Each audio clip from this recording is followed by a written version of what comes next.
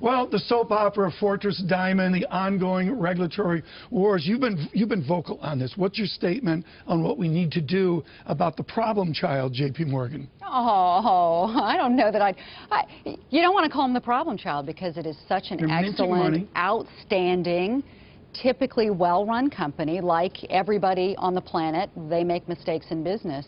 But what we're seeing going on right now, with day after day, there's a new article in the press about some new investigation. It's the damnedest thing I've ever seen. Isn't it the damnedest thing you've ever seen? I'm not allowed to give my opinion. I'm in the news business. Oh, okay. But the idea here, Sal, you've been vocal in support. You say enough is enough, but the fact is the process continues. How would you end this process? Well, look, you know, having good results, running a good business, keeping your head down helps a lot.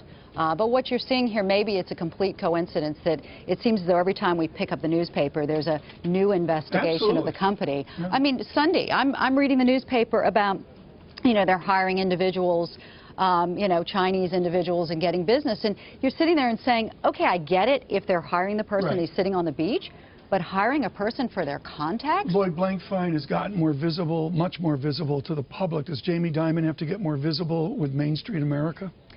You know, I think, again, if you stick to your knitting, you keep your head down, you do good business. I mean, highly correlated with Lloyd Blankfein becoming somewhat more visible. I mean, he's not on Oprah every week, for goodness sake, but highly correlated is Goldman, you know, sort of keeping their nose clean and is producing good results, and good results count for a lot. But how do you get a price for the pain of what we saw in a 6-year financial crisis? How do you extract a penalty or a price, a pain? Well, the government is working to do it through the increased regulation, isn't it? You know, through Dodd-Frank, through the increased in leverage, and this continues, and quite frankly it should. The right conversation, you and I have talked about this before, the right conversation for us to be having is what's the right amount of leverage, what's the right amount of capital for these institutions, because they will stumble again at some point. Humans are not perfect. Are we having that discussion now? Is Dodd-Frank working? Well, Dodd-Frank is not by any means fully implemented. Sure. And my concern about Dodd-Frank is that it takes an extremely detailed approach when really the issue is, do they have enough capital for the risk they're taking?